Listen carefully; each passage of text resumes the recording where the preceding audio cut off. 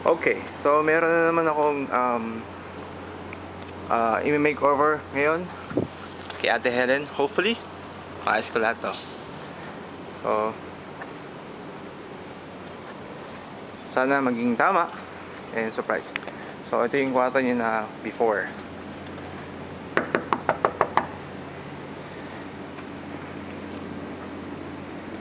Okay, so kailangan ko makapture muna yung kwarto niya before ko ayusin.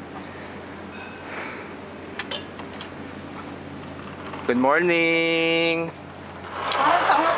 So, ito po yung kwarto ni Ate Helen before. So, kailangan ko lang makapture kung gaano kalinis at napaka-organized ang kanyang kwarto. So, ito yung last time na makikita nyo na dito sa Ate Helen, okay? So, ito po yung before na kwarto niya. Ito syempre yung kama, alangan na maging bangkuan yan. Okay?